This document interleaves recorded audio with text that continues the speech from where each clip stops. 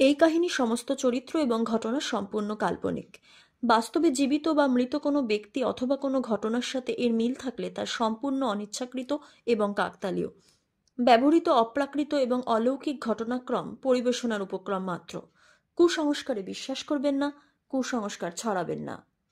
নমস্কার, আপনারা শুনছেন 221B হ্যারিসন রোড। বাংলার ভূত, বাংলার ভয়, উল্টো পাল্টা গল্প নয়। আজ আপনারা শুনবেন পল্লব ঘোষের লেখা গ্রাম বাংলার ভূতের গল্প হেদর বনের আতঙ্ক। গল্পটা পূর্ব সম্প্রচারিত হয়েছিল দুটি পর্বে। প্রথম পর্ব 13ই মার্চ 2025 ভান্ডারহাটি গ্রামের ভয়, এবং দ্বিতীয় পর্ব 15ই মার্চ 2025 মাঝরাতে হেদর বনে। মান্তু বুড়ির ভূমিকায় সুপ্রজা, জনৈক পল্লীবধূর চরিত্রে রয়েছে রুমনা আর সুপ্রজা। শিবু আর আসিফের ভূমিকায় আদিত্য, নারায়ণ মাস্টারের ভূমিকায় সৌরভ রায়, মানিকলালের ভূমিকায় শুভদীপ, গুরু, পিয়ন, রামু আর ডাঙ্গুলির চরিত্রে সুমিতেন্দ্র। গল্পপাঠ গনসা আর হারুর ভূমিকায় আমি প্রত্যয়। This video is sponsored by the members of 221B Harrison Road.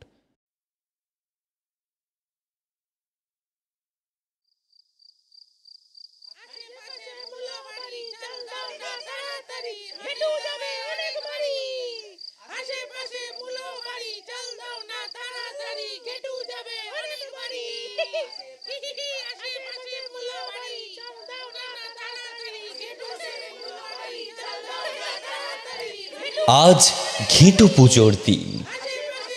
সন্ধ্যায় গ্রামের গুটি কয়েক বছর 10-12 ছেলে বেরিয়েছে ছোট ছোট চুপড়িতে ঘেঁটু ফুল আর দু একটা ঠাকুর দেবতার ছবি নিয়ে। করণীয় আর কিছুই না। বাপ ঠাকুরদার আমল থেকে বংশ পরম্পরায় শিখে আসা বুলি ছড়া আউড়ে আউড়ে লোকের বাড়ি বাড়ি যাওয়া আর নতুন আলু চাল জোগাড় করা।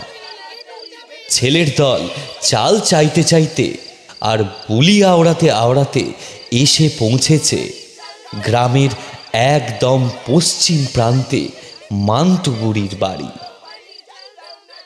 মান্তুবুড়ির এক চালা ঘরের দরজার সামনে এসে ওরা দেখে একটা মান্ধাত্তার আমলের একটা ঝুল পড়া লণ্ঠন নিভু নিভু হয়ে জ্বলছে।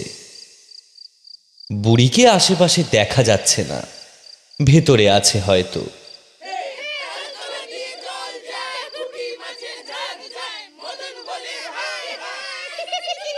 আরে ও ঠাকুমা, একটু চাল দাও না, আমরা এইছি তো। ও ঠাকুমা। ছেলেদের দল থেকে শিবু গলা হাঁকিয়ে বলল কথাগুলো। কোনো সাড়া নেই। আশ্চর্য তো, মান্ত বুড়ির সাড়া নেই। গনসা গলা নামিয়ে বলল, কি ব্যাপার বলো তো হারুদা, বুড়ি পটল তুললো নাকি? হারু ওদের দলের মধ্যে বয়সে একটু বড়, দলের নেতা গোছে, বেশ চটপটে। সে বলল, ও বুড়ির কই মাছের জান সহজে টপকাবে না রে, দাঁড়া আমি দেখছি।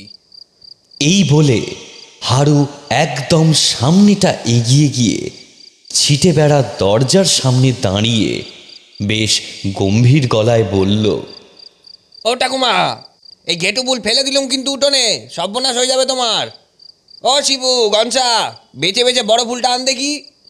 শিবু গনসার কোনো প্রতিক্রিয়া দেখানোর আগেই ভেতর থেকে একটা খুসখুসে কাশির গলা ভেসে এলো। হতভাগারাজ, চাল, কালবার ডাল, পশু টাকা, ঠাকুর দেবতার নামে রোজ কিছু না কিছু চেয়েই যাচ্ছে মাগো। ও আমি গরিব মানুষ, এত পাবো কোথায় শুনি? এইসব ইত্যাদি নানান রকম বিরক্তিসূচক বাক্য মুখ দিয়ে বের করতে করতে একটা কানা ভাঙা বাটিতে কিছু চাল নিয়ে বেরিয়ে এলেন মান্ত বুড়ি। তারপর সামনে দাঁড়িয়ে থাকা হারুর থলের ভেতর সবটা ঢেলে দিয়ে বললেন, এ যা যা যা যা, ভাগ করে নিস কিনে। ও বাবা, আর নেই কিছু, যা এবার, ছাড় আমারে, ছাড়। পেছন থেকে শিবু বলে উঠল, শুধু চাল, আর কিছু দিবে না? বলল বটে, তবে তারা ভালো মতোই জানে মাংতো বুড়ির বাড়ি থেকে এটুকু পাওয়া মানে সাগর মন্থনে রাক্ষস কুলের অমৃত পাওয়ার সমান। যে রাহুকেতু হয়ে সেটা নিতেই ছেলেরা এখানে এসেছে। উত্তরে মাংতো বুড়ি খিঁচিয়ে উঠল, তা শালা আবার মনটা মিটাই দেবো নাকি? আমি নিজেই খেতে পাই না গো, আবার যা যা যা, ফুল টুল ফেলিস না আবার। বাবা, আমার এমনিতেই অনেক দুর্গতি, আর সর্বনেশ করিস নে গো। যা দেখি এবার। এই বলে আবার খুক খুক করে কাশতে কাশতে লণ্ঠন নিয়ে বুড়ি ঘরে ঢুকে গেল। ছেলের দল রাস্তায় নেমে এলো। তাদের গ্রাম এখানেই শেষ। পাশের গ্রাম যেতে হলে সামনের বড় মাঠ পেরিয়ে যেতে হবে। হারু সে কথা বলল বটে, কিন্তু বাকিরা কেউ রাজি হলো না। ওখানে গেলে ফিরতে রাত হয়ে যাবে, কিন্তু হারু যাবেই। সে কনসার হাত চেপে ধরল। চল দেখি, ও গায়ে সব মহাজানদের বাড়ি, বুঝলি গনসা, ভালো পাওনা হবে। বাকিরা কেউ গেল না, গনসাও যেত না, কিন্তু হারুদার মুখের ওপর না বলার সাহস তার নেই। কিন্তু সে আশ্চর্য হলো যখন হারু মাঠ দিয়ে না গিয়ে আরো পশ্চিমে ঘুরে হেদর বনের পাশের রাস্তাটা ধরল।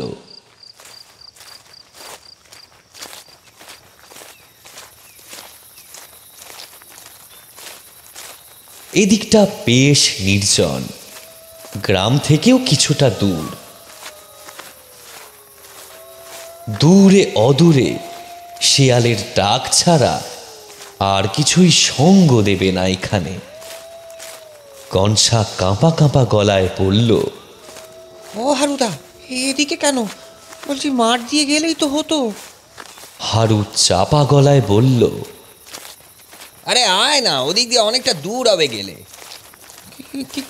কিন্তু এখানে যে... গনসার মুখের কথা শেষ হলো না, কারণ ততক্ষণে পাশের হেদর বনটা বীভৎসভাবে দুলতে শুরু করেছে। হারু সেদিকে পেছন করে গনসাকে কিছু বলতে থাকে, কিন্তু সে কথা তার কানে যাচ্ছে না, কারণ তার চোখে ঠাঁই পেয়েছে হারুর পেছনে চাপ চাপ অন্ধকারের মধ্যে দগদগে ভাঁটার মতো চলতে থাকা দুটো আগুনের বল। না, দুটো চোখ। চমকে উঠে হারু পিছনে ফিরে তাকালো, আর আপনা হতেই তার মুখ দিয়ে গোঙানিটা বেরিয়ে এলো।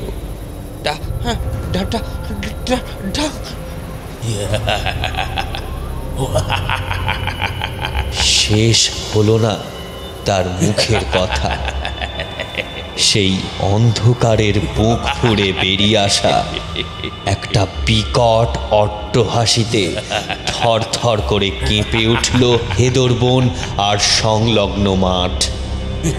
আর সেই হাসির সাথে পাল্লা দিয়ে হৃদযন্ত্রের ধকধকানি বিকল করে দেওয়ার মতো একটা কণ্ঠস্বর। বড় খিদে টোপাইছে বাবুরা, আমার লগে আসো কিনে, আসো।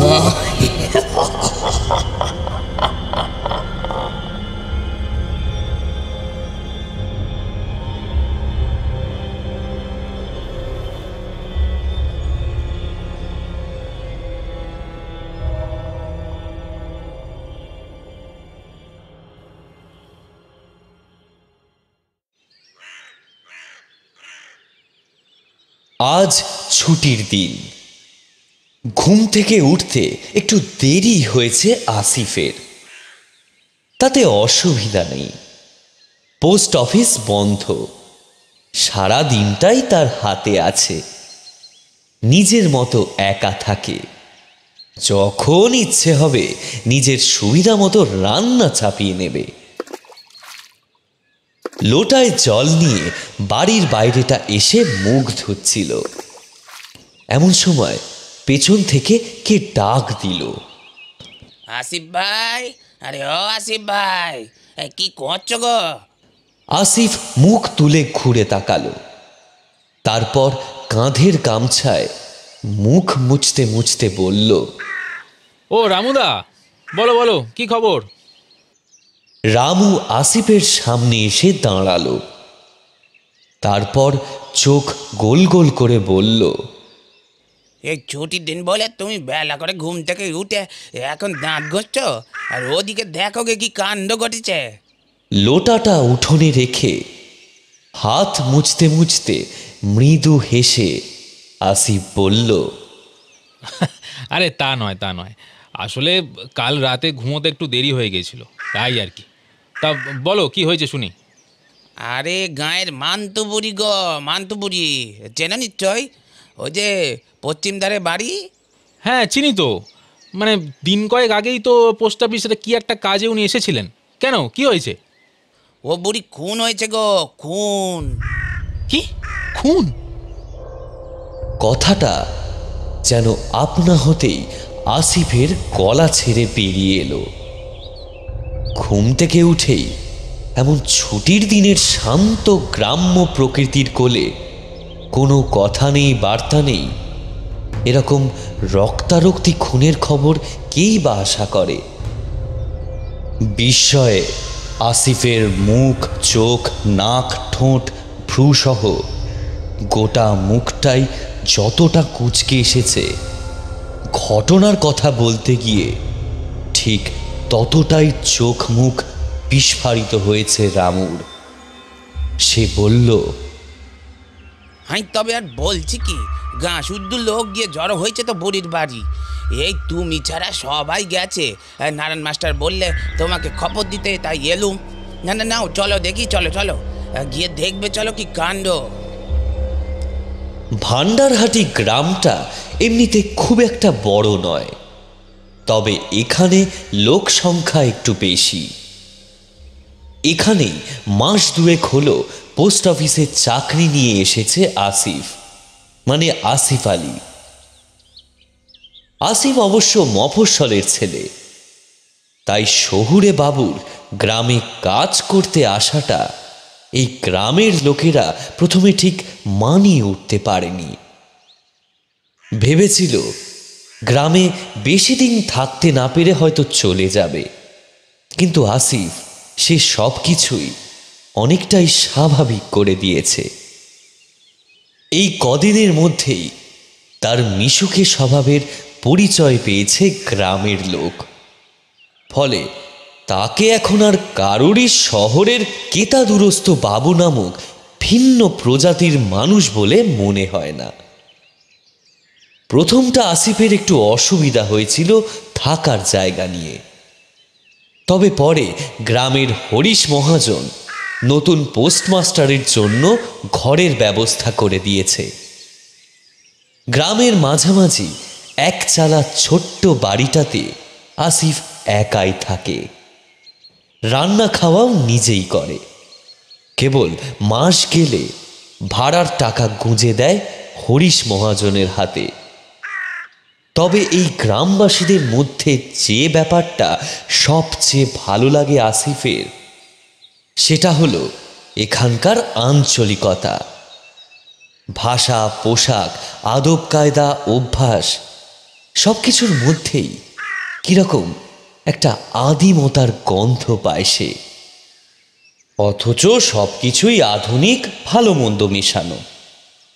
সারাদিনের কাজের পর একটু বিকেলের দিকে বটতলায় কিংবা শিব মন্দিরের চাতালে বসে গ্রামের লোকেদের সাথে আড্ডা দেওয়া, ছুটির দিনগুলোতে মাঝে মাঝে দল পেরে মাছ ধরতে যাওয়া, বা খালে গোসল করতে যাওয়া, সব কিছুর সাথেই নিজেকে অভিযোজিত করছে সে। এটাই সে চায়। শুধু এই এত ভেদাভেদ ব্যাপারটা তার ঠিক পছন্দ নয়।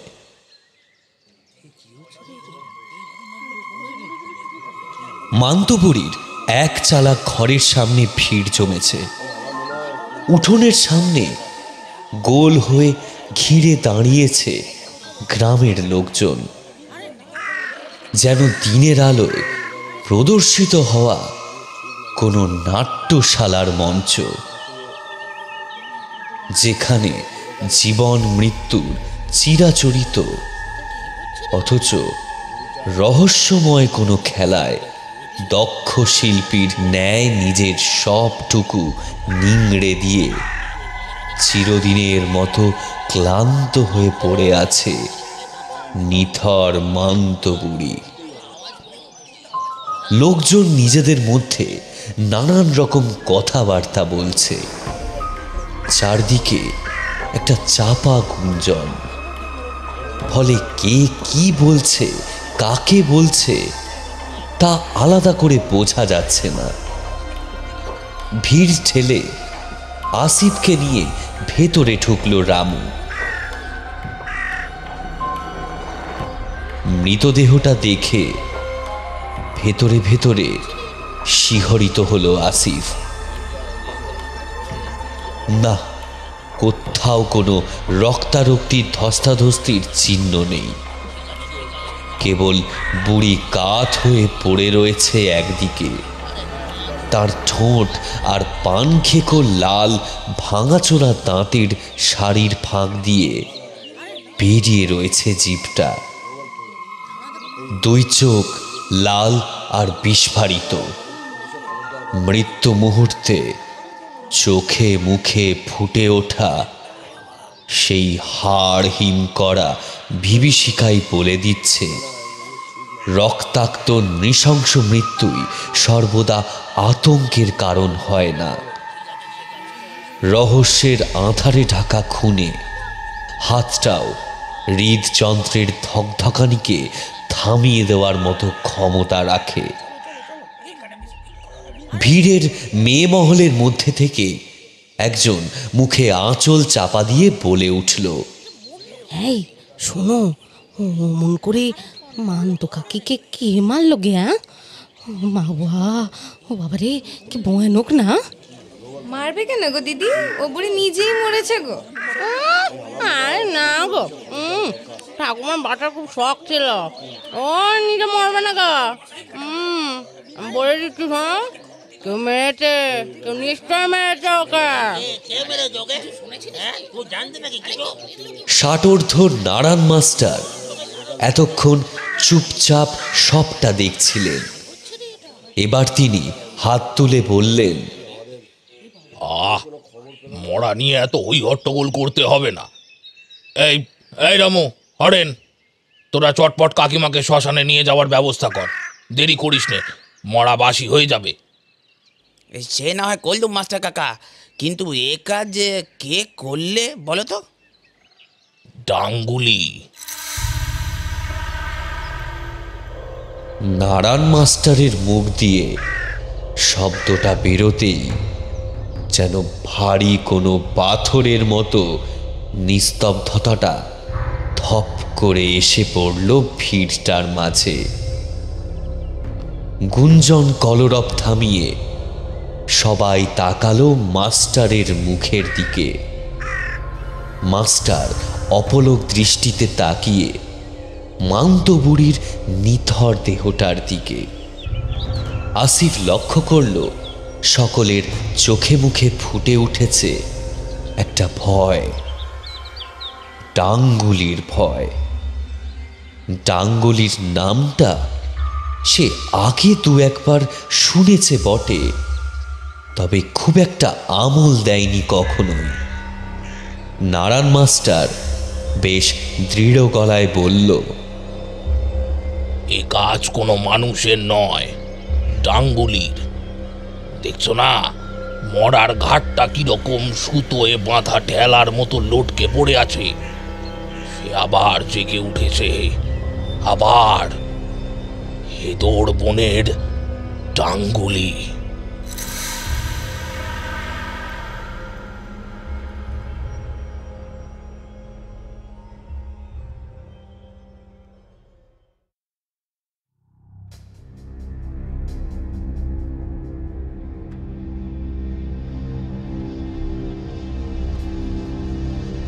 মান্ত বুড়ির তিন কুলে আর কেউ ছিল না।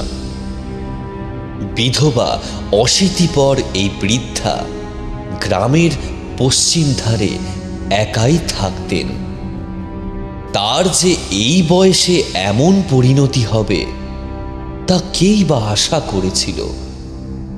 বুড়ি অভাগীকে নিশ্চয়ই আর চোর ডাকাতে সে খুন করে রাখবে না। বুড়ি একটু খিটখিটে স্বভাবের হলেও কারোর সাথে তার এমন শত্রুতা ছিল না যে রাতের অন্ধকারে এসে তাকে এমন করে কেউ খুন করবে। আত্মহত্যা করারও কোনো প্রশ্ন নেই। দেখে মনে হয় বুড়িকে কেউ গলা টিপে খুন করেছে। তাই নারায়ণ মাস্টারের কথায় গ্রাম শুদ্ধ লোকের মনে বিশ্বাসটা আরো দৃঢ় হলো। এই কাজ ডাঙ্গুলিরই। কে ডাঙ্গুলি? কেন মারল সে মান্ত বুড়িকে? প্রশ্নটা ঘুরপাক খেতে লাগলো আসিফের মনে। নারায়ণ মাস্টার ও গ্রামের অন্যান্য বয়োজ্যেষ্ঠদের কথায় বুড়িকে শ্মশানে নিয়ে যাওয়ার ব্যবস্থা করা হলো।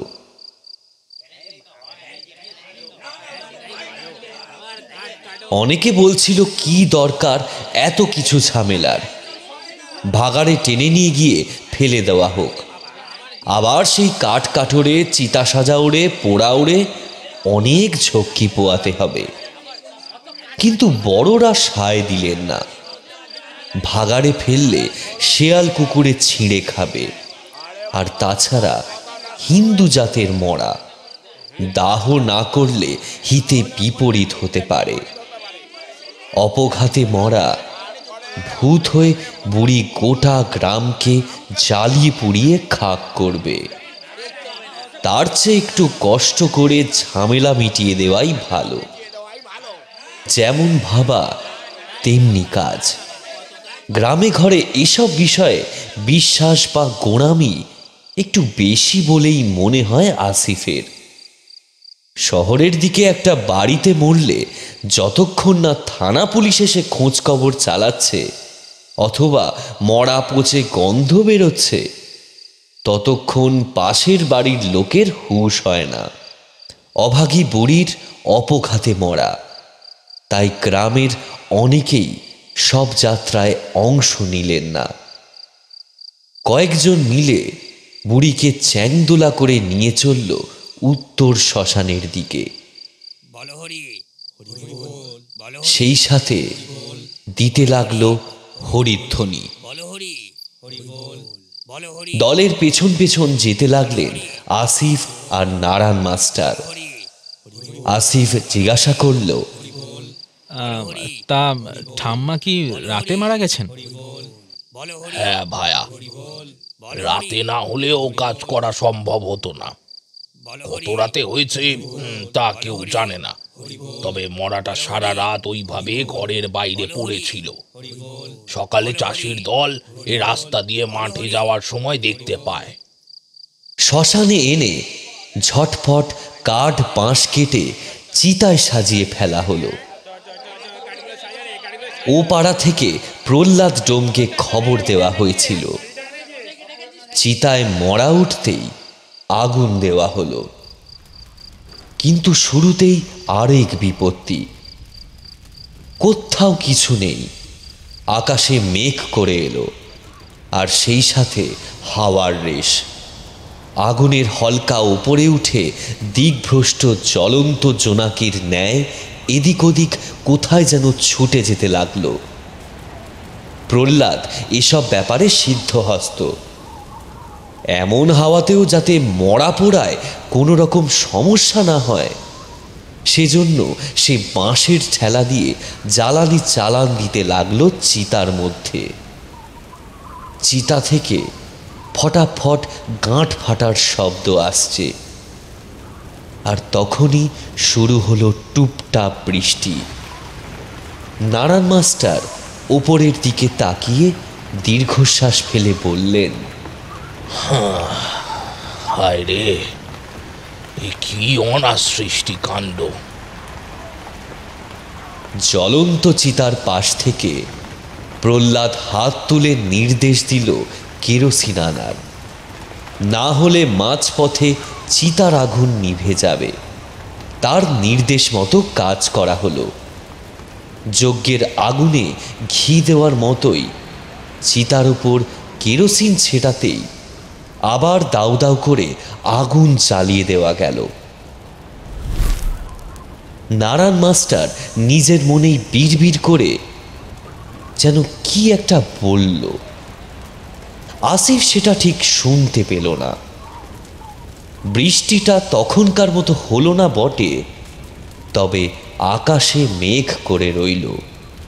বোধহয় বুড়ির জন্য কাঁদার মতো তিনকুলে কেউ নেই বলেই মাথার উপর খোলা আকাশটাই সেই দুঃখের ভার নিয়েছে। বুড়ির রক্ত মাংসের দেহ ছাই করে দিয়ে ধীরে ধীরে নিভে এলো চিতার আগুন। তারপর ছাই জড়ো করে বুড়ির পুতুল করার পর হাড়ি ফাটিয়ে সবাই বাড়ির পথ ধরল। নারায়ণ মাস্টার আসিফকে বললেন, বুঝলে ভাই, শ্মশানে এসেছিলে যখন একেবারে জামা কাপড় সেরে গোসল করেই ঘরে ঢুকো, তারপর রান্না চাপিও। আর হ্যাঁ, এই দুদিন আর মাছ মাংস করতে যেও না, একটু কষ্টে চালিয়ে নিও, কেমন? আসিফ সম্মতিসূচক ঘাড় নাড়ল।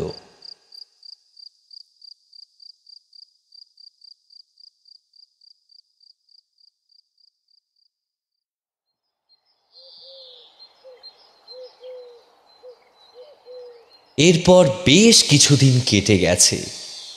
আসিফ সকালে স্নান খাওয়া সেরে পোস্ট অফিসে বেরোবার জন্য তৈরি হয়ে সবেমাত্র বাড়ির বাইরে এসেছে, এমন সময় দেখে নারায়ণ মাস্টার সাইকেল নিয়ে দ্রুত গতিতে তার বাড়ির সামনেটা দিয়ে বেরিয়ে যাচ্ছেন। নারায়ণ মাস্টার ওরফে নারায়ণ ভট্টাচার্যের বাড়ি এই ভান্ডারহাটি গ্রামেই। ভদ্রলোক পাশের গ্রামের একটা প্রাইমারি স্কুলের শিক্ষক ছিলেন। কিছু বছর আগেই রিটায়ার করেছেন। ভদ্রলোক বিপত্নিক, একমাত্র মেয়ে বিবাহিত। উনি এখানে আপাতত একাই থাকেন। বয়সে বড়, পেশায় এককালীন শিক্ষক, জাতে ব্রাহ্মণ। এসব মিলিয়েই গ্রামে নারায়ণ মাস্টারের বেশ একটা প্রভাব আছে। তবে আবাল বৃদ্ধ বনিতা সকলের কাছেই তিনি মাস্টার। কারোর কাছে মাস্টার মশাই, এবং অন্য কারোর কাছে মাস্টার কাকা, মাস্টার জেঠু, মাস্টার দা। নারায়ণ মাস্টারকে এভাবে ব্যস্ত হয়ে যেতে দেখে অনেকটা ঘোড়া সাওয়ারের প্রতিযোগী মনে হচ্ছিল। কি ব্যাপার, পেছনে কি হুলিয়া লাগলো নাকি? কৌতূহল চেপে রাখতে না পেরে আসিফ ডাক দিল, আরে ও মাস্টার খুড়ো, এই দাঁড়াও দাঁড়াও দাঁড়াও, ও মাস্টার খুড়ো। পেছন থেকে এমন একটা ডাক শুনে মাস্টার মুখ দিয়ে একটা বিরক্তিসূচক শব্দ বের করে কিছুটা সামনে গিয়ে ক্যাচ করে ব্রেক কষলেন। আসিফ ছুটে সামনে এসে দাঁড়ালো। মাস্টারের সাইকেলের হ্যান্ডেলে একটা ব্যাগ ঝোলানো, ভেতরে বেশ ভারী কিছুই রয়েছে মনে হচ্ছে। আসিফ বলল, কি ব্যাপার খুড়ো, সকাল সকাল এমন ব্যস্ত হয়ে যাচ্ছ কোথায়? আর ব্যাগের ভেতর কি আছে ওটা? আসিফের প্রশ্নের জবাবটা নারায়ণ মাস্টার নয়, এলো মাস্টারের সাইকেলে ঝোলানো ব্যাগের থেকে। মুরগির ডাক। অতি প্রচেষ্টায় গোপন রাখা কোনো জিনিস ফট করে প্রকাশ্যে এসে গেলে মানুষের মুখের অবস্থা যেমন হয়, মাস্টারের মুখেও ঠিক তেমনই অভিব্যক্তি ফুটে উঠল। আসিফের আরো অবাক হওয়ার পালা। সে বলল, মুরগি? ও নিয়ে কি হবে? একটা শুকনো হাসি হেসে মাস্টার বললেন, ইয়ে আসলে খাওয়া হবে। আপনি মাংস খাবেন? এই না না না না না, আমি কেন? ছি ছি ছি ছি। আসলে ভায়া, আমার জামাই আসবে, তাই তাদের জন্য করে দেব। আমি তো ব্রাহ্মণ মানুষ, খাই না এইসব। তা আমার জন্য কি আর ওরা নিরামিষ খাবে? ও বুঝলাম। তা এমন হন্তদন্ত হয়ে ছুটছেন কেন? পড়ে টরে গেলে কোথায় কি বিপদ হবে? সাধে কি আর দৌড়াচ্ছি ভায়া? লোকজন দেখলে ভাববে আমি লুকিয়ে মাংস চিবই। তোমার মতো তো আর সবাই বুঝবে না, কি বলো? যাকে আমি এখন আসি, হ্যাঁ, পরে কথা হবে, কেমন? এই বলে আসিফের থেকে আর কোনো প্রত্যুত্তরের আশা না করেই সাইকেলের প্যাডেলে চাপ দিয়ে এগিয়ে গেলেন নারায়ণ মাস্টার। ফ্যাল ফ্যাল করে সেদিকে তাকিয়ে রইল আসিফ। মাঝে মাঝে এরা কি যে বলে, কি যে করে, সে বুঝে উঠতে পারে না।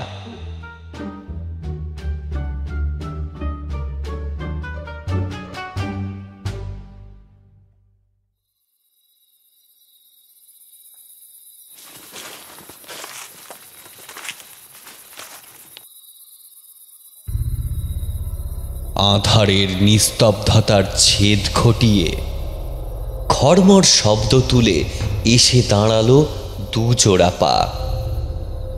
কালো চাদরে ঢাকা দুটো দেহ অন্ধকারে নিজেদেরকে মিশিয়ে এসে দাঁড়িয়েছে ভান্ডারহাটি গ্রাম ছাড়িয়ে এই হেদো বনের সামনে। এই নিকষ কালো অন্ধকারই তাদের গোপন উদ্দেশ্য সাধনের একমাত্র সহায়ক।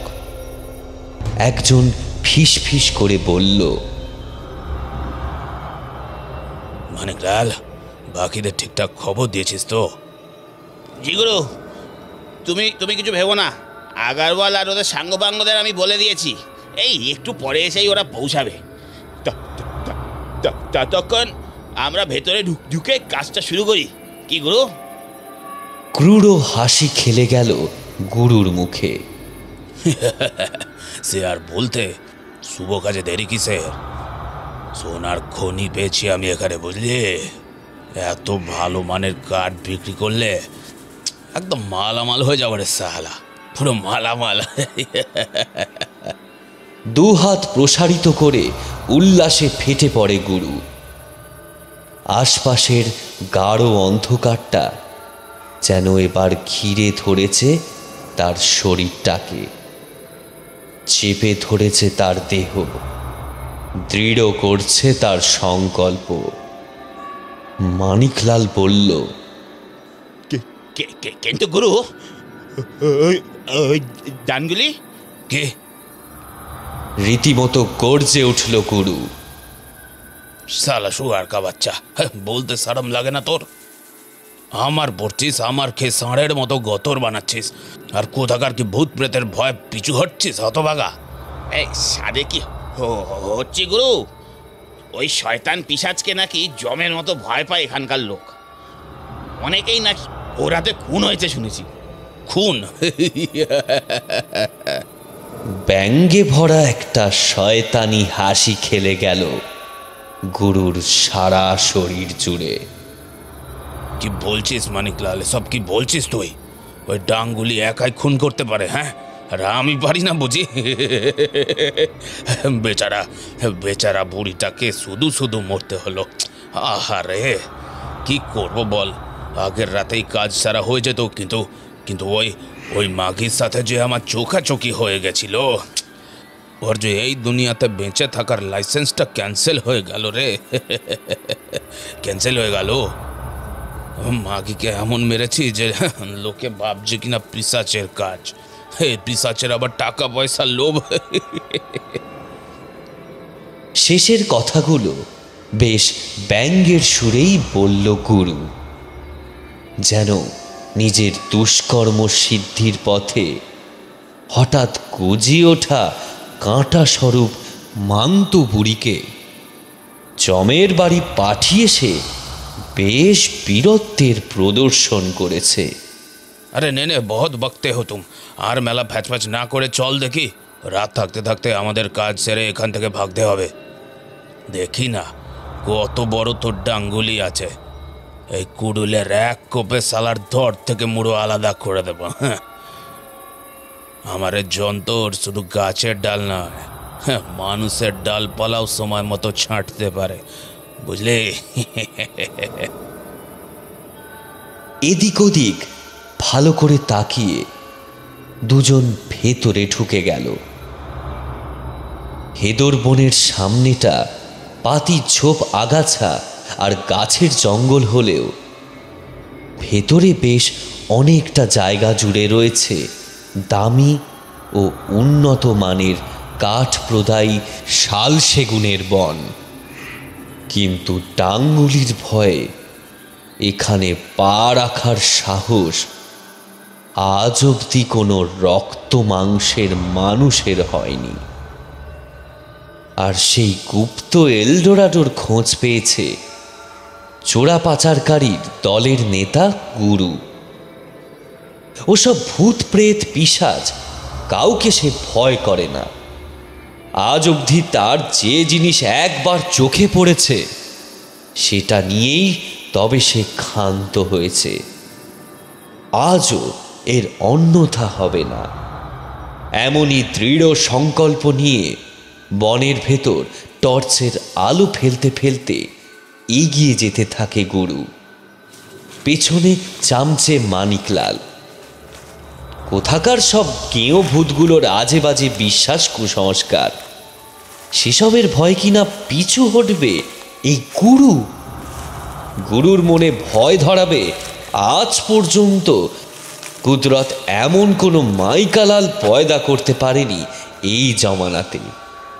এসব ভাবতে ভাবতে নিজের উদ্দেশ্য সম্বন্ধে আরও দৃঢ় প্রতিজ্ঞ হতে থাকে গুরু।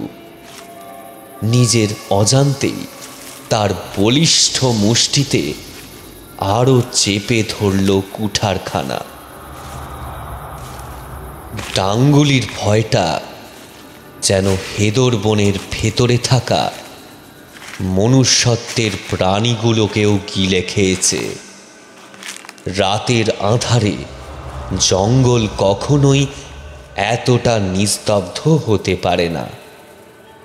রাত জাগা ঝিঝিরাও যেন ডাকতে ভুলে গিয়েছে। গুরুদের সাথে থেকে মানিকলাল এর আগেও অনেক চোরাচালান করেছে বটে, কিন্তু এরকম অনুভূতি এর আগে তার কখনোই হয়নি। গুরুকে সেটা বুঝতে দিলে হবে না। টাকার জন্য এটুকু ঝুঁকি নিতেই হবে। হাঁটতে হাঁটতে তারা বেশ খানিকটা ভেতরে ঢুকে গিয়েছে। আগাছার জঙ্গলটা ছাড়িয়ে টর্চের আলোটা পড়ল কিছুটা উঁচু একটা ডাঙার ওপর। ব্যাটারির আলো আশেপাশের গাছের গুড়ির মধ্যে দিয়ে জায়গা করে নিয়ে বেশ কিছুটা অন্ধকার ভেদ করে দূরে আবার অন্ধকারেই মিলিয়ে গেছে। এই তো এখান থেকেই শুরু হয়েছে কাঠের জঙ্গল। লোভে ঝকঝক করে উঠল গুরুর চোখ। তার হাতে লোহার কুঠার যেন ছটফট করছে নিজের দায়িত্ব পালনের জন্য। টর্চটা হাতে নিয়ে গুরু এগিয়ে গেল। পিছনে চারিদিকে সতর্ক দৃষ্টিতে রয়েছে মানিকলাল। একটি গাছের গায়ে হাত বুলিয়ে খিলখিল করে হেসে উঠল গুরু।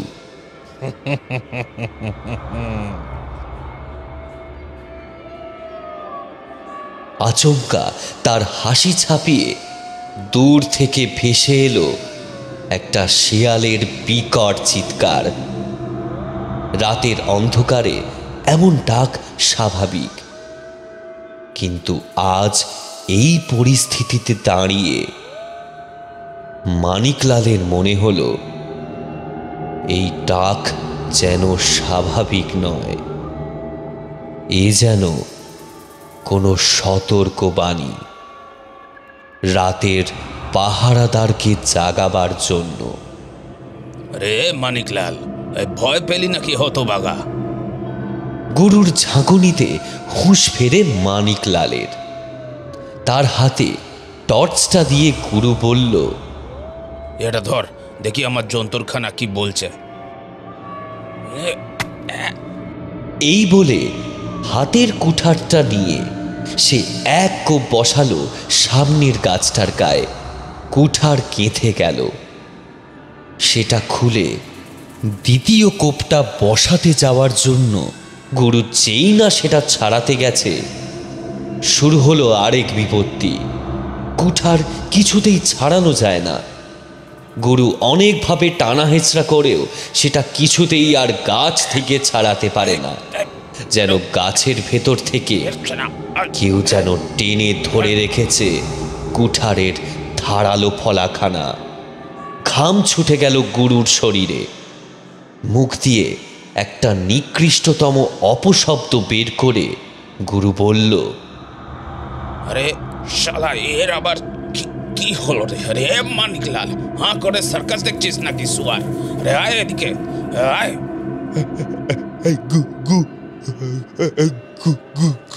কি গু গু করছিস? এদিকে আয়। গুরু, এই এলাকা ভালো নয় গুরু, চলো ফিরে যাই, এ পিশাচের এলাকা। গুরু কিছু প্রত্যুত্তর করার আগেই কুঠারটা আপনা হতেই যেন ছেড়ে বেরিয়ে এলো গাছের গা থেকে, আর সাথে সাথে বুমেরাঙের মতো বিদ্যুৎ গতিতে পেছন দিকে ছিটকে গিয়ে নিমেষের মধ্যে মানিকলালের ধর থেকে মাথাটা আলাদা করে দিল।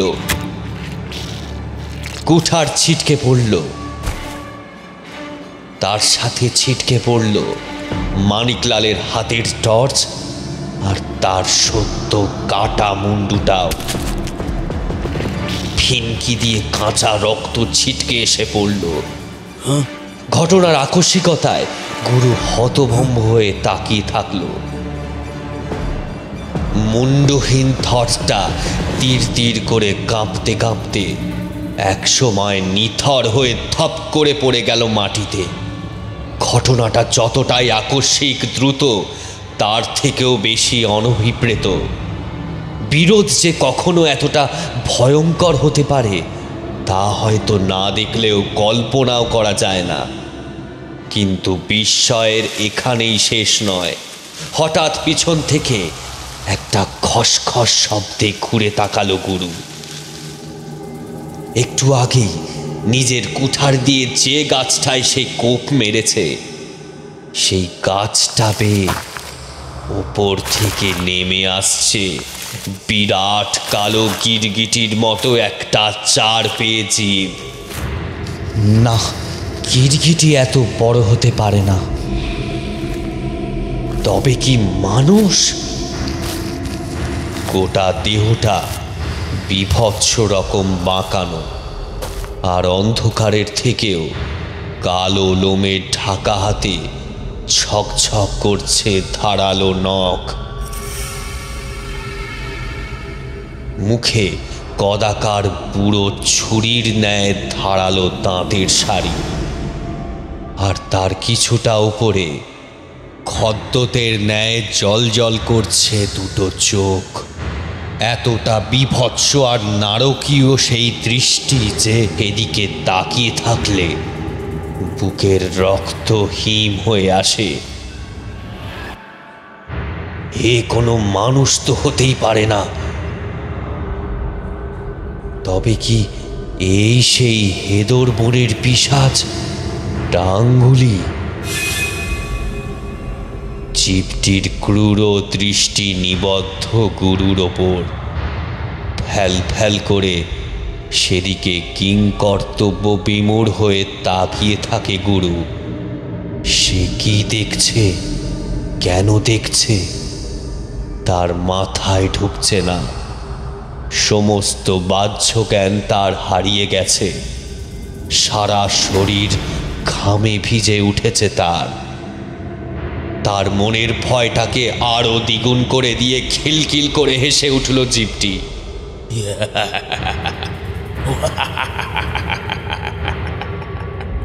ডর লাগছে কেন মরদের বাচ্চা?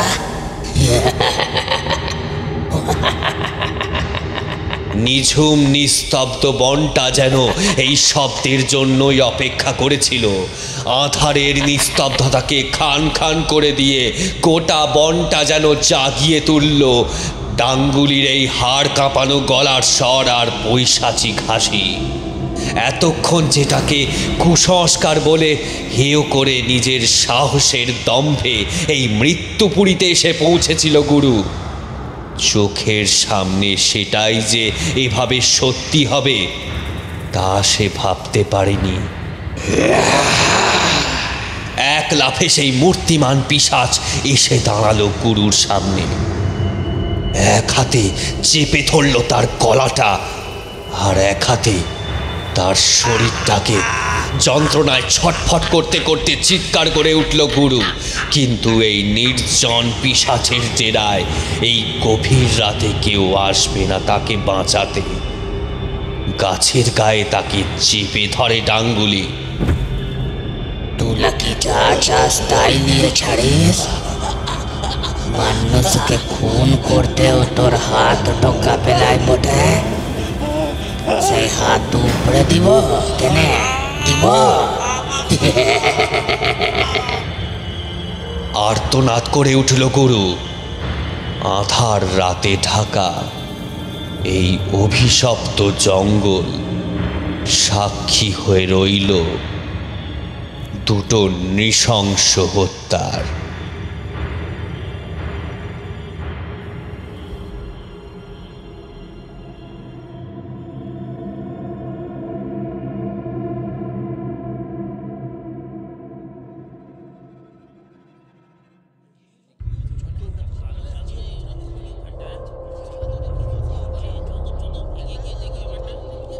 কালো চাদরে ঢাকা দুটো দেহ পরদিন আবিষ্কার হলো হেদর বনের পাশের মাঠের ওপর।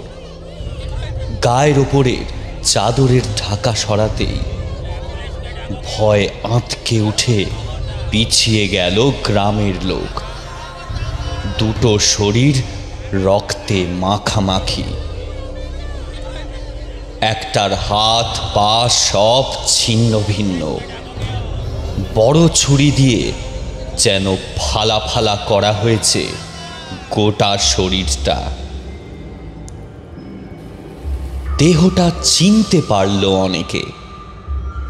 দুটো গ্রাম পরেই এর বাড়ি, নাম গুরুদাস। আরেকটা শরীর অবশ্য কার তা বোঝার উপায় নেই, কারণ তার কেবল ধরটাই মিলেছে, মাথাটা নেই। দুটো জলজ্যান্ত লোককে এভাবে মেরে আবার চাদর ঢাকা দিয়ে কে এখানে ফেলে রেখে গেল তা ভেবে পেল না কেউই। আর সকলের সাথে আসিফও এসেছিল অকুস্থলে। এখানেও লোকে নারায়ণ মাস্টারের মতকেই সমর্থন করল। এ কাজ কোনো মানুষের না, সাক্ষাৎ পিশাচের। হেদর বনের পিশাচ ডাঙ্গুলি।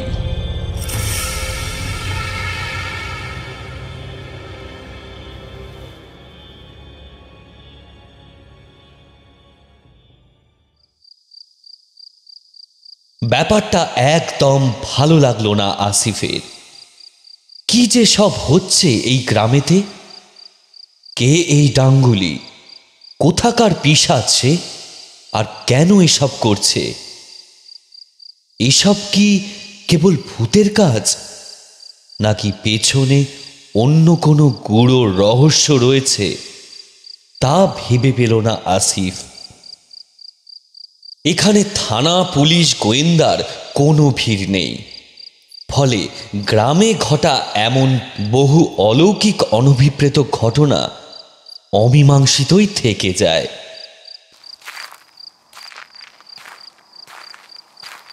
বাড়ির পথ ধরল আসিফ আর নারায়ণ মাস্টার।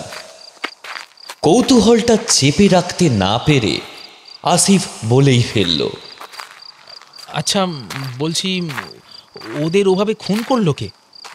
ডাঙ্গুলি। কেন? তা আমিও জানি না। যাদের অস্তিত্বের কোনো ব্যাখ্যা দেওয়া সম্ভব নয়, তাদের কাজকর্মের ব্যাখ্যা কেই বা দিতে পারে। তবে ওই হেদর বন অভিশপ্ত, ওখানে কোনো সভ্য মানুষের পা পড়া যে নিষেধ। ওখানে যে যায় সে আর ফিরে আসে না। কে এই ডাঙ্গুলি আপনি জানেন? মাস্টার অপলক দৃষ্টিতে কিছুক্ষণ তাকিয়ে রইলেন আসিফের দিকে। তারপর অন্যদিকে মুখ ঘুরিয়ে একটা দীর্ঘশ্বাস ফেলে বললেন, এ তাদের আরাধ্য, তাদের অন্যায়ের বিরুদ্ধে লড়াই করার অদ্বিতীয় শক্তি। পিশাচ সাধনায় তুষ্ট আদিম অরণ্যবাসীদের কাছে ত্রাসের একচ্ছত্র সম্রাট ডাঙ্গুলি। আদিম অরণ্যবাসীদের আরাধ্য দেবতা? দেবতা কি দৈত্য বা দানব তা আমার জানা নেই, তবে সে মহাশক্তিধর। সে নমুনা তুমি তো দেখতেই পেলে। ডাঙ্গুলিকে ঘাটাতে নেই, তাতে মৃত্যু ছাড়া আর কিছুই পাওনা হয় না। আসিফের মনে ধীরে ধীরে জমে উঠেছে হাজারটা প্রশ্ন। সে বলল, কিন্তু ডাঙ্গুলি এখানে এলো কিভাবে? নারায়ণ মাস্টার বললেন, ডাঙ্গুলি আসেনি, আমরা এসেছি তার জায়গায়। ওই সব মহাশক্তিধর অপার্থিব জীবেরা যুগ যুগ ধরে রয়েছে এই পৃথিবীর বুকে। তাদের ক্ষয় নেই, নাশ নেই, তারা কেবল সুপ্ত থাকে।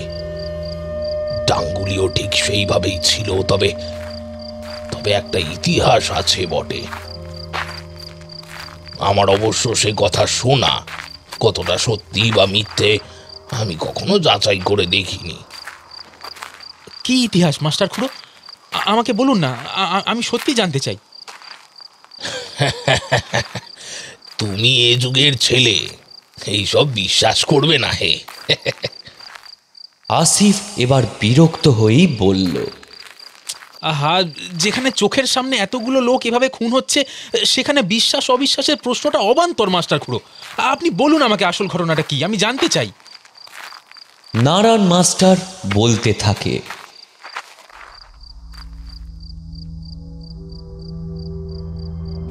19 শতকের দ্বিতীয়ার্ধের সময় বাংলার ইংরেজ শাসন তখন উপজাতি বিদ্রোহ সামলাতে ব্যস্ত।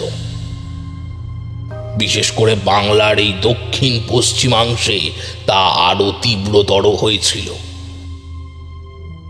শুধু ইংরেজ শাসন নয়, এই দেশীয় লোভী অত্যাচারী জমিদার গোষ্ঠীও তুলনায় স্বল্প শিক্ষিত বা অশিক্ষিত সরল সাধাসিধে এই উপজাতি গোষ্ঠীর মানুষগুলোকে সব দিক থেকে রীতিমতো শুষে খেয়েছিল।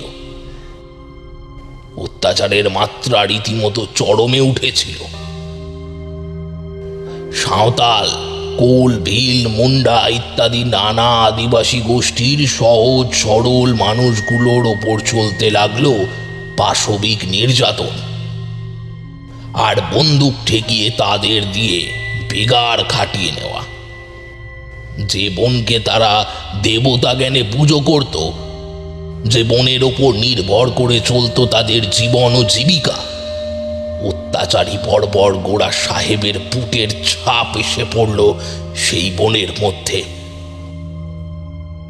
রেল লাইন সড়ক নির্মাণের জন্য বনকে বন কেটে সাফ করে দেওয়া হলো। ঠিকাদারেরা দিনের পর দিন লুট করতে লাগলো এই আদিম গোষ্ঠীর বাসিন্দাদের জমানো ফসল, খামারের হাঁস মুরগি সব কিছুতে। তাদের স্বাভাবিক জীবনে যেন ভাটা পড়ল।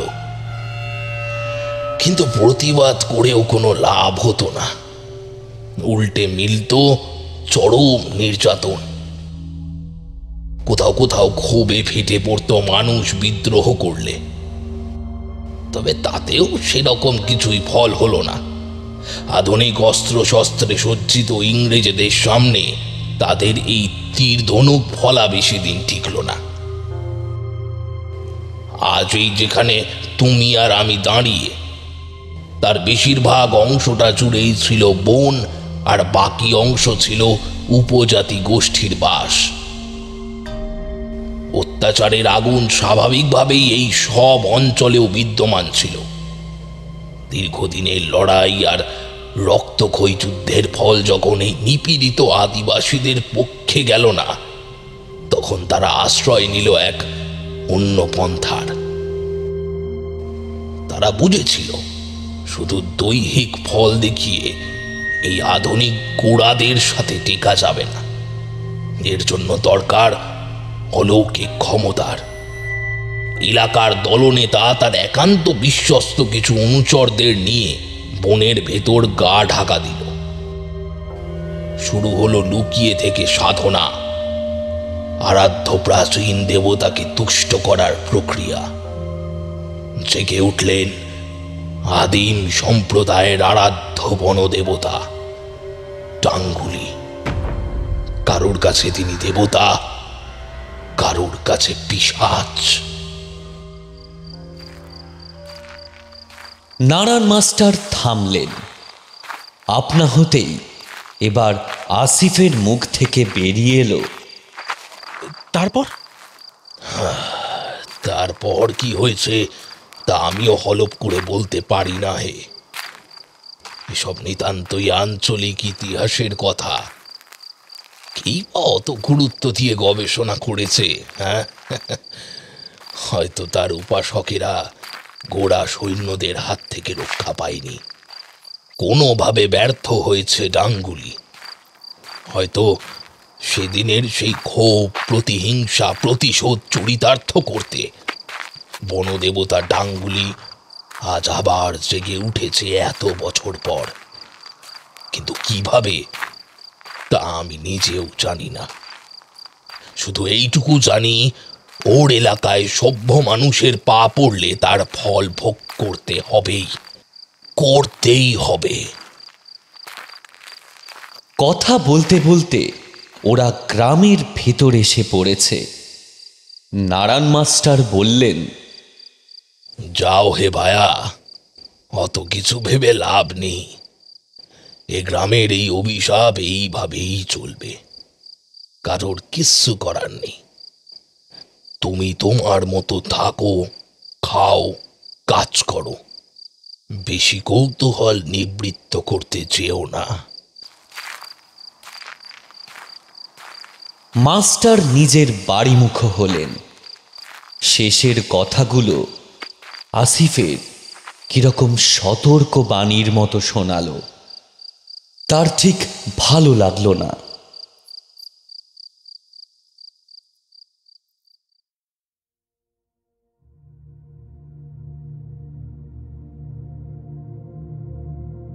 এ ঘটনার পর বেশ কয়েকদিন নির্বিঘ্নেই কাটল। গ্রামের লোকজন আবারও সুস্থ মস্তিষ্কে যে যার কাজে মন দিতে লাগলো। আসিফেরও এখন অফিসে কাজের চাপ আছে। রোজ রোজ গাদা গাদা চিঠি জমা পড়ছে। সব ঠিকঠাক হিসেব করে ব্যবস্থা করতে করতে তার প্রায় সন্ধ্যা গড়িয়ে যায়।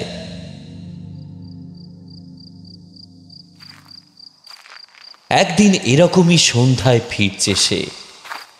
রাস্তা বেশি দূর নয়, তবে আজ যেন চারপাশ একটু বেশি নির্জন। অন্যদিন তো মোহনের চায়ের দোকানে দু একজন লোক এই সময় বসে থাকে, আজ আবার দোকানের ঝাঁপ ফেলা। হয়তো মোহন নেই। শহরের দিকে এই সময় রাস্তাঘাট লোকে লোকারণ্য। গ্রামের দিকে সন্ধ্যা 6টা আর রাত 10টার মধ্যে ফারাক করা মাঝে মাঝে কঠিন হয়ে পড়ে। আলো আঁধারিতে আসিফ একা হাঁটছে। আজ আবার সে টর্চটাও বাড়িতে ফেলে এসেছে। তাতে খুব একটা অসুবিধা হবে না। রাস্তাঘাট এতদিনে তার চেনা হয়ে গেছে। আশেপাশের দু একটা বাড়ির ভেতর আলো জ্বলছে বোঝা যায়। বন্ধ জানালা দরজার ফাঁক দিয়ে তার ঠিকরে বাইরে এসে যেন মানুষজনের উপস্থিতি জানান দিচ্ছে। আসিফ হাঁটতে হাঁটতে নারায়ণ মাস্টারের বাড়ির কাছাকাছি চলে এসেছে। মাস্টারের বাড়ির দোরগোড়ায় একটা হ্যাজাক হ্যারিকেন ঝোলানো। আচমকা সেই আলোয় আসিফ দেখল আপাত মস্তক কালো চাদরে ঢাকা একটা লোক ঘরের ভেতর থেকে বেরিয়ে এসে শুরুত করে বাড়ির পিছনে অন্ধকারে মিলিয়ে গেল। ঘটনাটা এমন কিছু ভীতিপ্রদ নয়, তবে আচমকা এরকম একটা অনভিপ্রেত দৃশ্য দেখে আসিফের বুকটা একটু যেন ছ্যাঁত করে উঠল। কে ওটা? এখন তো গায়ে চাদর ঢাকা দেওয়ার মতো ঠান্ডা নয়, তবে চোর নাকি? কিন্তু কয়েক সেকেন্ডের জন্য লোকটার চলে যাওয়াটা নজরে এসেছিল আসিফের। তাতেই তার মনে হলো লোকটার ভাবভঙ্গি তার চেনা। মাস্টার খুড়ো। কিন্তু নিজের বাড়িতে মাস্টার খুড়ো এভাবে যাওয়া আসা করবেন কেন? একবার কি দেখবে সে ব্যাপারটা? এমন সময় রাস্তার পাশের ঝোপ থেকে ভেসে আসা একটা ছোঁচোর কিচকিচ ডাক আসিফের সে ভাবনায় ছেদ ঘটালো। যাব যাব করেও শেষে কি একটা ভেবে সে আর গেল না, নিজের বাড়ির পথ ধরল। পরে অবশ্য নারায়ণ মাস্টারের সাথে তার দেখাও হয়েছিল, কিন্তু এ ব্যাপারে আর কথা হয়নি।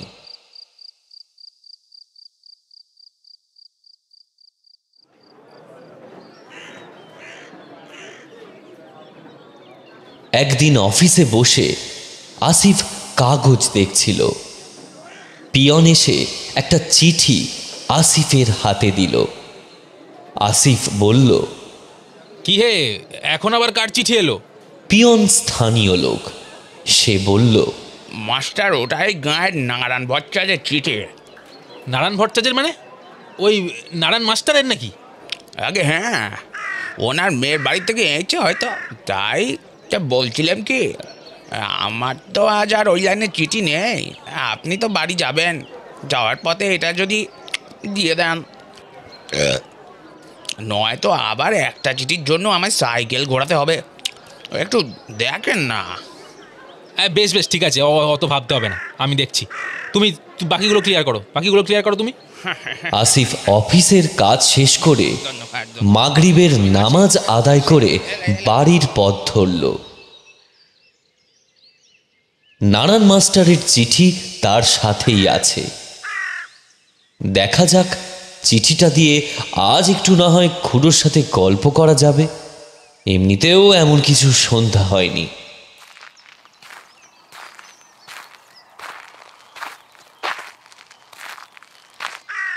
নারায়ণ মাস্টারের বাড়ির সামনে এসে দাঁড়ালো আসিফ। ডাক দিল, মাস্টার খুড়ো, ও মাস্টার খুড়ো, তোমার চিঠি আছে গো, ও মাস্টার খুড়ো। মাস্টারের বাড়ির দরজাটা খোলা, কিন্তু ভেতর থেকে কোনো সাড়া এলো না। আশ্চর্য, দরজায় তালা থাকলেও না হয় সে বুঝতো মাস্টার নেই, কিন্তু দরজা তো খোলা। মাস্টার মাঝে মাঝে এমন অদ্ভুত সব কথা বলে আর অদ্ভুত সব কাজ করে যে আসিফও ভেবে কুল কিনারা করতে পারে না। কিন্তু চিঠিটা দিয়ে দেওয়া দরকার। অন্যের চিঠি নিজের কাছে ফেলে রাখার ঝামেলা আসিফ নিতে চায় না। আরও বার কয়েক ডেকে সাড়া না পেয়ে আসিফ এবার উঠোন পেরিয়ে মাস্টারের ঘরে ঢুকল। ঘর বটে একখানা মাস্টারের, জানালা সব বন্ধ, দরজাটাও বন্ধ থাকলে এটা বেহুলার বাসর ঘর অপেক্ষা কোনো অংশে কম হতো না। তবে ঘরে পুরোপুরি অন্ধকার নেই। একটা জানালার সামনে একটা পড়ার চেয়ার টেবিল, তার ওপর কোন মানধাত্তা আমলের একটা লণ্ঠন রাখা আছে। তার আলোয় যতটুকু যা দেখা যায়। গোটা ঘরে আসবাব বলতে তেমন কিছু নেই, কেবল ছোট ছোট দুটো আলমারি, যার মধ্যে একটা বইতে ঠাসা। মাস্টার মানুষ, ঘরে এসব থাকা স্বাভাবিক। ঘরের মাঝামাঝি একটা খাট রাখা আছে, কিন্তু মাস্টার কোথাও নেই। একটা দীর্ঘশ্বাস ফেলে আসিফ ফিরেই আসছিল, হঠাৎ একটা দৃশ্য দেখে সে থমকে দাঁড়ালো।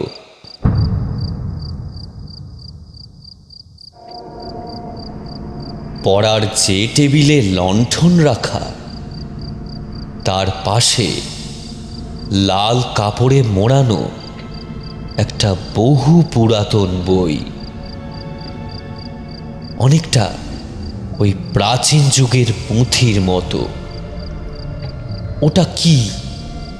একটু কৌতূহল বশতই আসিফ এগিয়ে গেল, ঝুঁকে পড়ে দেখতে লাগলো পুঁথিটা। পুরনো দিনের তা বোঝা যাচ্ছে। বইয়ের ভাষাটাও আসিফের চেনা নয়। তা কি লেখা আছে তার বোধগম্য হলো না। মাস্টার কি সব পড়ে আল্লাহই জানে। এমন সময় তার নজর পড়ল বইয়ের নিচে চাপা দিয়ে রাখা একটা সাদা কাগজ। তাতে বাংলা হরফে কিছু একটা লেখা আছে। কি ওটা? আসিফ ওটা বের করে এনে আলোর সামনেটা ধরল। দোয়াতে কালিতে লেখা একটা ছড়া। লাল জলেতে ভিজা কাপড়, পূর্ণ হস্তে দান, অন্য সুরের বন্য ছড়ায়, জাগরে শক্ত প্রাণ, কালা দিনের আলাদিন আর রক্তজবার ডালি, যা কইব তা তোর কম পিশাচ ডাঙ্গুলি। আসিফ বার কয়েক ছড়াটা পড়ল। এ আবার কি জিনিস? ছড়াটার শেষ দুটো শব্দ আসিফকে বিশেষভাবে আকৃষ্ট করল। পিশাচ ডাঙ্গুলি। মাস্টার এসব কি লিখেছে? এমন সময় মাস্টার ঘরে ঢুকলেন। আসিফ কোনো রকমে ধরা পড়তে পড়তে বাঁচল। নিজের উপস্থিত বুদ্ধি বলে সে ব্যাপারটা তখনের মতো সামলে নিল। সে যে মাস্টারের এসব কাজ লুকিয়ে দেখে ফেলেছে তা সে মাস্টারকে বুঝতে দিল না বটে, তবে সে এটুকু বুঝল মাস্টার মুখে প্রকাশ না করলেও তার এভাবে ঘরে ঢুকে পড়াতে মনে মনে একটু ক্ষুণ্ণ হয়েছেন।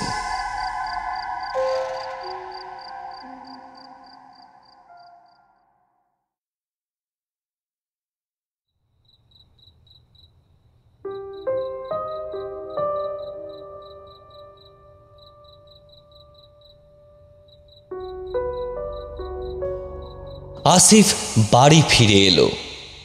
মনের অস্বস্তি ভাবটা তার কিছুতেই কাটল না।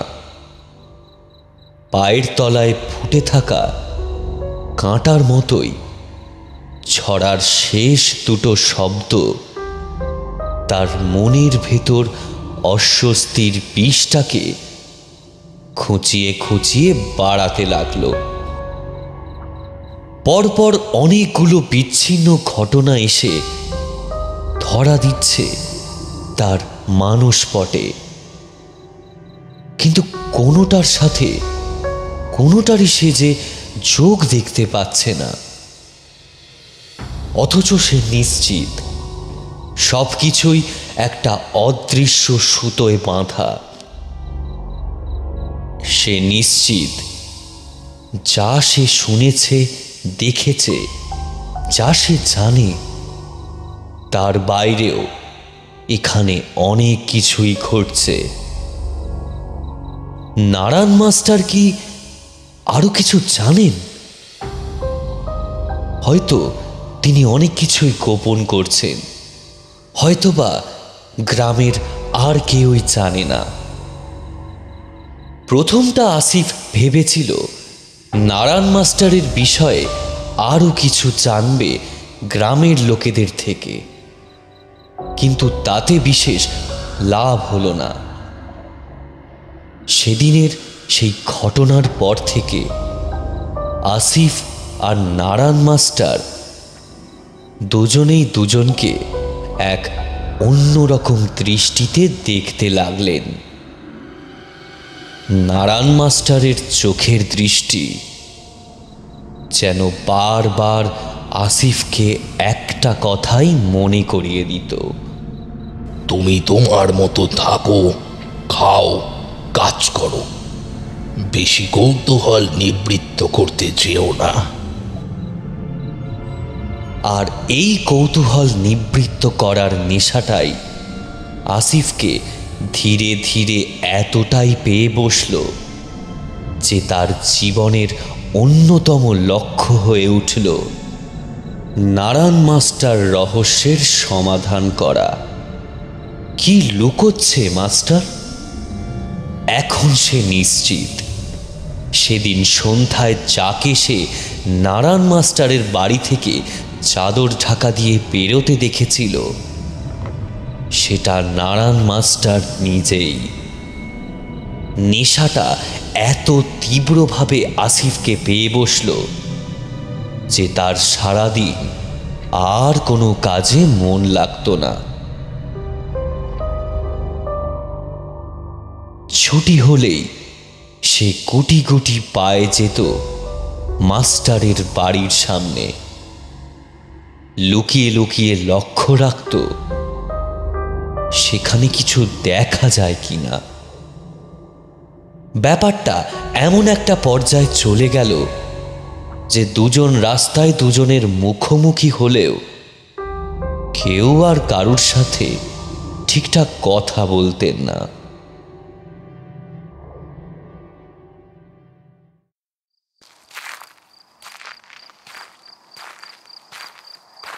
একদিন আসিফকে কোনো একটা দরকারে গ্রামের বাইরে যেতে হয়েছিল। ভেবেছিল দিন থাকতে থাকতে সে ফিরে পড়বে, কিন্তু হয়ে ওঠেনি। গ্রামে ঢুকতে অনেক রাত হয়ে গেল।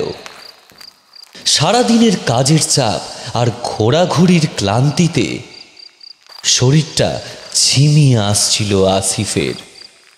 কোনো রকমে বাড়ি ফিরতে পারলে সে বাঁচে। কাল রবিবার, টেনে ঘুম দেওয়া যাবে। এসব ৭-৫ ভাবতে ভাবতে আসিফ নারায়ণ মাস্টারের বাড়ির সামনেটা এসেছে এমন সময় একটা দৃশ্য দেখে তার ভাবনা, ক্লান্তি সব কিছু কোথায় যেন কর্পূরের মতো উবে গেল। কালো চাদর ঢাকা একটা লোক ঘরের দরজায় তালা লাগাচ্ছে। হ্যাঁ হ্যাঁ, এ তো মাস্টার, কোনো ভুল নেই। এত রাতে ঘরে চাবি দিয়ে মাস্টার কোথায় যাচ্ছে? আসিফের ভেতর এতদিন ধরে ছটফট করতে থাকা কৌতূহলী সত্তাটা তড়াক করে চাঙ্গা হয়ে উঠল। হাঁটার গতি থামিয়ে দিল আসিফ। নিজেকে অন্ধকারের সাথে মিলিয়ে দেওয়ার চেষ্টা করল, যাতে মাস্টার না টের পায়। এদিকে নারায়ণ মাস্টার বেশ সতর্ক পদক্ষেপে নেমে এলেন রাস্তায়। এদিক ওদিক তাকিয়ে একবার দেখে নিলেন কোথাও কেউ আছে কিনা। আসিফ স্পষ্ট বুঝতে পারছে মাস্টারের হাতে কিছু একটা রয়েছে, একটা ব্যাগ জাতীয় কিছু। মাস্টার এবার দ্রুত অথচ সতর্ক পদক্ষেপে এগিয়ে চললেন বাড়ির পিছনের রাস্তাটার দিকে। পেছনে বেশ কিছুটা তফাৎ রেখে তাকে অনুসরণ করতে লাগলো আসিফ। রাতের আঁধারে গোটা গ্রাম যখন চার দেওয়ালে আবদ্ধ, দুজন ভিন্ন মানুষ রাতের আঁধারে গা মিশিয়ে চলেছে নিজেদের ভিন্ন উদ্দেশ্য সাধনে। যদিও গন্তব্য একই, আসিফের মনে প্রশ্ন আর কৌতূহলের ঝড়টা ধীরে ধীরে তীব্র থেকে তীব্রতর হচ্ছে। সেটা আরও এক ধাপ বৃদ্ধি পেল যখন সে দেখল নারায়ণ মাস্টার এসে দাঁড়িয়েছে গ্রাম ছাড়িয়ে ওই অভিশপ্ত হেদর বনের কাছে। মাস্টার চারিদিক ভালো করে দেখে নিয়ে বনের ভেতর ঢুকলেন। আসিফও তাকে অনুসরণ করল। ভেতরটা বেশ অন্ধকার, অসুবিধা হলেও আলো জ্বালানো যাবে না কিছুতেই। আসিফ সব কিছু সামলে কোনো রকমের নারায়ণ মাস্টারের পেছন পেছন যেতে লাগলো। কাঁটা জাতীয় কিছু একটা গাছে তার জামাটা লেগে ছিঁড়ে গেল এবং তা বিঁধল আসিফের চামড়ায়। যন্ত্রণাটা স্রেফ মুখ বুঝে সহ্য করে নিল আসিফ। কি একটা নিশাচর প্রাণী কচকচ শব্দ করে ছুটে পালিয়ে গেল আসিফের পায়ের ওপর দিয়ে। বেশ খানিকটা ঠুকে আসার পর আসিফ এসে থামল একটা গাব গাছের পেছনে, কারণ তার সামনের ব্যক্তিটি ততক্ষণে কিছুটা দূরে একটা ফাঁকা জায়গায় মাটিতে বসে পড়েছে। তার সামনে তিনি একটা আগুন জ্বালিয়েছেন। এক ঝটকায় তিনি এবার খুলে দিলেন গায়ের কালো চাদর। ভান্ডারহাটি গ্রামের অবসরপ্রাপ্ত ষাটোর্ধ্ব স্কুল মাস্টার নারায়ণ ভট্টাচার্য। নারায়ণ ভট্টাচার্য, কিন্তু এ তাঁর কি বেশভূষা! পরনে রক্তাম্বর, গায়ে ছাই মাখা। ধীরে ধীরে আসিফের চোখের সামনে শুরু হলো একের পর এক অদ্ভুত সব ক্রিয়াকলাপ। দাউ দাউ করে জ্বলে উঠল যজ্ঞের আগুন। জংলা হাওয়ায় আগুনের আভা যেন সাপের মতো কিলবিল করতে লাগলো নারায়ণ মাস্টারের শরীর জুড়ে। আজ যেন তাকে আরো বেশি রহস্যময়, আরো বেশি ক্ষমতাশালী, আরো বেশি দৃঢ় মনে হলো। যজ্ঞের আগুনে ঘৃতাহুতি আর গুঁড়ো গুঁড়ো কিসব ছড়িয়ে দিতেই আগুন আরো বীভৎস আকার ধারণ করল, যেন তার লেলিহান শিখা এক্ষুনি গ্রাস করবে সবকিছু। আসিফকে অবাক করে দিয়ে নারায়ণ মাস্টার এবার ব্যাগের ভেতর থেকে বের করে আনলেন পা বাঁধা একটা জ্যান্ত মুরগি। ছটফট করে চিৎকার করে উঠল সেটি, কিন্তু বেশিক্ষণ না। মাস্টারের ধারালো ছোড়া ততক্ষণে তার মাথা ধর থেকে আলাদা করে দিয়েছে। ফিনকি দিয়ে বেরিয়ে আসা তাজা রক্তে একটা ছেঁড়া কাপড়ের টুকরো ভিজিয়ে নিয়ে মাস্টার সেটা দিয়ে মুড়ে দিল একটা রক্ত জবার ডাল। তারপর সেটাই ঘি মাখিয়ে মন্ত্র পড়তে পড়তে দান করল যজ্ঞের আগুন।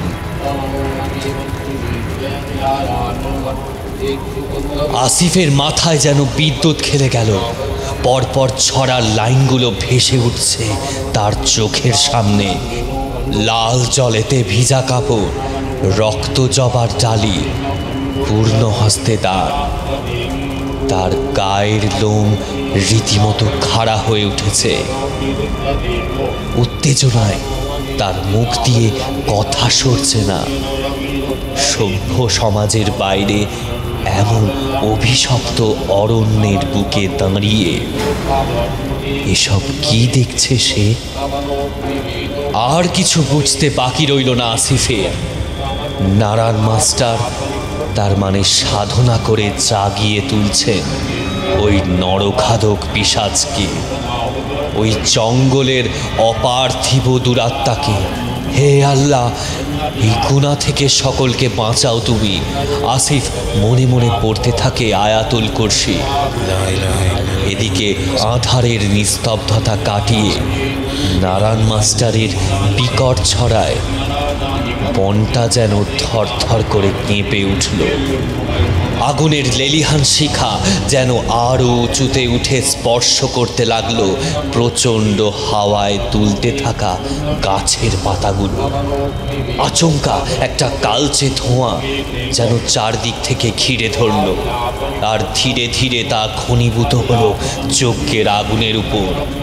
দু হাত দুদিকে প্রসারিত নারায়ণ মাস্টার চিৎকার করে উঠলেন, জাগো জাগো, হে আদিম অরণ্যের অধিপতি জাঙ্গুলি।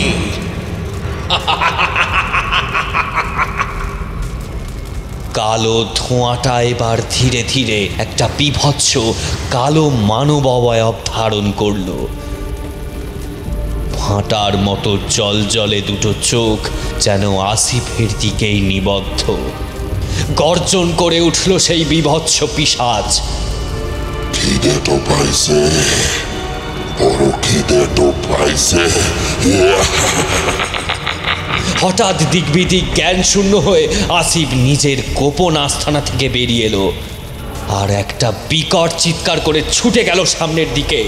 নারায়ণ মাস্টার সবেমাত্র মোরগের কাটা দেহটা যজ্ঞের আগুনে দিতে যাবেন, এমন সময় আসিফ এক ধাক্কায় তাকে সেই ক্রিয়া থেকে বিরত করল।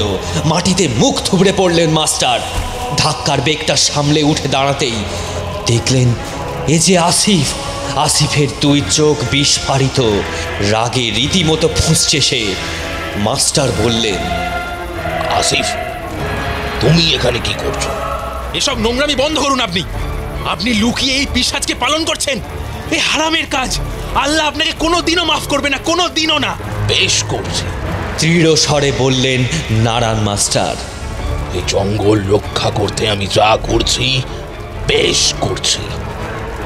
তোমার থেকে আমি পাপ পুণ্যের জ্ঞান নিতে রাজি নই। হ্যাঁ, কেন এসেছো এখানে? এর ফল ভালো হবে না আসিফ। না, আসলে আপনার আসল চেহারা আমি দেখেও দেখতে পেতাম না। ছি মাস্টার খুড়ো, ছি। এই নীচ কাজ আমি আপনাকে আর করতে দেব না, কিছুতেই না, আর না। আসিফকে ধাক্কা দিয়ে মাটিতে ফেলে দিলেন নারায়ণ মাস্টার।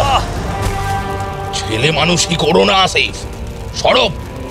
টাঙ্গুলিকে তার অর্ঘ্য নিবেদন করতে দাও, নয়তো তুমি আমরা কেউ বাঁচবো না। বলতে বলতে মাস্টার কাটা মোড়কটা ছুঁড়ে দিলেন যজ্ঞের আগুনে। না বলে চিৎকার করে তাকে বাধা দিতে গেল আসিফ, কিন্তু পারল না। কালো ধোঁয়ার বেষ্টনী ততক্ষণে মাস্টারকেও নিজের আয়ত্তে করে নিয়েছে। সেই ধোঁয়ার হলকা যেন আসিফের মুখ চোখ সর্বাঙ্গ জ্বালা ধরিয়ে দিল। কান্না আর গোগানি মেশানো একটা চিৎকার করতে করতে আসিফ লুটিয়ে পড়ল মাটিতে। অনবরত তার কানে আসতে লাগলো নারায়ণ মাস্টারের দুর্বোধ্য মন্ত্রপাঠ আর এক আদিম পিশাচ শক্তির হাড় হিম করা পরিতৃপ্তির হাসি। আসিফ জ্ঞান হারাল।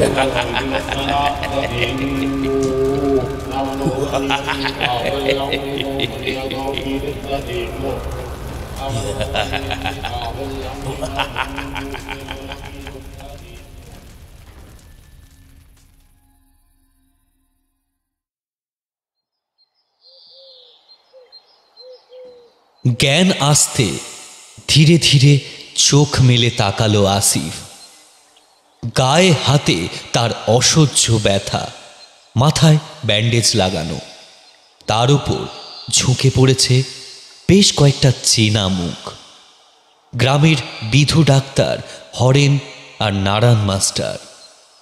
চোখ খুলে ভালো করে সে তাকালো। তার নিজের ঘরেই সে শুয়ে রয়েছে। বিধু ডাক্তার স্বস্তির নিঃশ্বাস ফেলে বলল, যাক, জ্ঞান ফিরেছে, আর তেমন ভয় নেই। এখন সম্পূর্ণ বেড রেস্ট, বুঝলে মাস্টার? আসিফ মাথায় হাত দিয়ে বিছানায় উঠে বসতে গেল, কিন্তু পারল না। গায়ে অসহ্য ব্যথা। তারপর জড়ানো গলায় বলল, কি হয়েছে আমার? জবাবটা এলো নারায়ণ মাস্টারের মুখ থেকে। কি আর হবে, বারবার করে বলেছিলাম ওই হেদর বোন ভালো নয় কো, যেও না ওখানে। তা কি বাই উঠলো যে তোমায় ওখানে ছুটতে হলো, তাও একা একা রাতের অন্ধকারে। সকালে চাষির দল দেখলে তুমি রক্তাক্ত অবস্থায় মাঠে পড়ে, জ্ঞান নেই। ঈশ্বর সহায় হয়েছেন, ভাগ্যিস বড় কিছু ক্ষতি হয়নি। রাম রাম রাম রাম রাম রাম রাম। রামু বলল, ভাইয়া তুমি অত ভেবো না, একটু বিশ্রাম করো দেখিনি, এখন সব ঠিক হয়ে যাবে। আসিফের ভেবেও কোনো লাভ নেই। নারায়ণ মাস্টার এসব কি বলছে সে কিছুই বুঝতে পারলে না। সে আবার কখন হেদর বনে গেল? তার যতদূর মনে পড়ে সে অনেক রাত করে কালী বাড়ি ফিরছিল। শরীর খুব ক্লান্ত ছিল। তারপর তো না, আর কিছু মনে পড়ছে না। বেশ কয়েক ঘন্টা সময় যেন কিভাবে তার জীবন থেকে হারিয়ে গেছে আসিফ আর হিসেব পেল না। ঘরে লোকজনের ভিড়, নতুন মাস্টারের কি হয়েছে তা দেখার জন্য। নারায়ণ মাস্টার সকলকে ঘর ফাঁকা করার নির্দেশ দিলেন। আজ রবিবার, ছুটির দিন। রবিবারের নবোদিত রবির কিরণ জানালা দিয়ে এসে পড়েছে আসিফের চোখে মুখে। খুব ক্লান্ত লাগছে তার। বিছানায় মাথা দিয়ে চোখ বুজল আসিফ।